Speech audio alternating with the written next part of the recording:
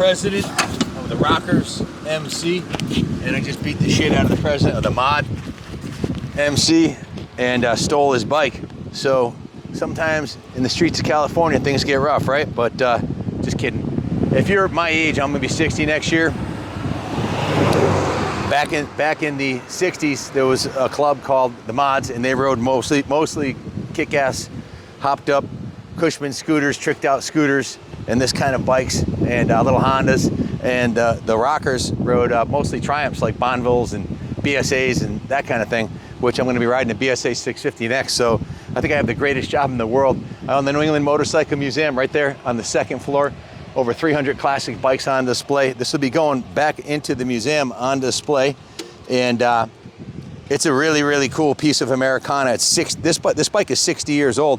It was manufactured in 1965, and if you look closely, you'll see this was by the Cushman Motors division, Lincoln, Nebraska. It's about as American as it gets, man. All made in America, no Chinese components on this one. It even has the original tires on it, manufactured in the USA. They're 60 years old. The bike has no miles on it. It has 1,987 miles, and this came straight out of the Zahner collection in Bakersfield, California. Mr. Zahner had a collection of 42 classic bikes, most of them, more than half of them, vintage Harleys, knuckleheads, panheads, shovel heads, iron heads, and he had some cool other classics like this Cushman. So this bike we got quite a bit tied up in it. We shipped it from California. It was about 650 bucks for shipping. And then we took it right down, and this was a Shriner's bike. It had the St. Louis, Louis, I think it said St. I got one of the pictures, the decal on it. It was the Shriners in St. Louis, I believe, is where it originally came from. And they would ride these in parades, all white, has the buddy seat on here. I think you put two buddies on this one, at least two little ones anyways. But nice suspension seat. That's the original, windshield, the original 60-year-old windshield, which frankly, I'd probably remove it on a hot summer day like today. I'd rather not have a windshield. We took it right down, went right through it. Didn't need that much mechanically, but cosmetically, we had the tank, the front fender, and the bottom half of the saddlebags professionally repainted. And then the detail shop repainted the rest of it, the frame and everything. The mechanic himself went through it, rebuilt the carburetor. I got a work order over here. I probably should read it because I don't remember exactly what he did, but this was Cushman's top-of-the-line scooter in 1965. Classic American machine, powered by the OMC fan-cooled 354cc overhead valve 4-stroke engine with 9 horsepower. 2-speed transmission, easy-to-use centrifugal clutch. It's actually a foot clutch and a hand shift. Show them the shifter knob on that thing. We'll do about 75 miles per gallon. Well known for design innovation, these Cushmans were used by municipalities. They made a trike version of it, a sidecar version of it. This is the Super Silver Eagle, rarely seen model. Very light use. It was in the Zahner collection for the last 40 years. Mr. Zahner passed away, and rest in peace. And his son Mark inherited the collection and sold us the whole collection. So the mechanic himself rebuilt the starter drive assembly, drained, flushed, and inspected the fuel tank, cleaned the fuel petcock, cleaned, inspected, and rebuilt the carburetor, put fresh VP non-ethanol fuel in it, lubed and adjusted the control cables. The tires, both of them needed new tubes, front and rear. You can see the rear tire, I believe, was replaced at some point. I don't think that's the original.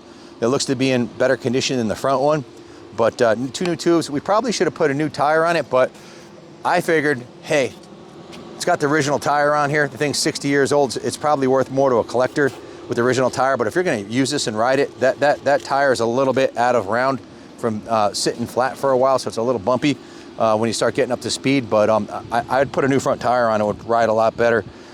So we went right through it, adjusted the brakes, did a full nut and bolt check over, test rode it, dialed it in, adjusted the carbs. So the license plate says South Dakota 77.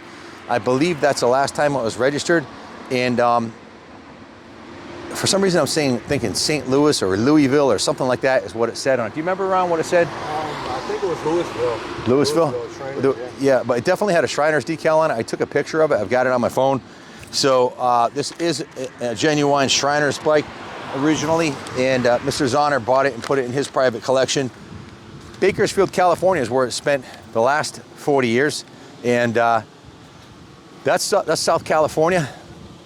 Arid climate, no snow.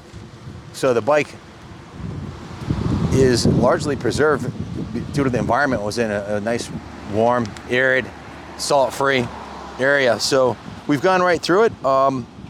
Went through the whole bike, detailed it, cleaned it, had the tank freshly painted. Like I said, with the shipping and the original cost and the labor we put into it, we've probably got more into it than we should.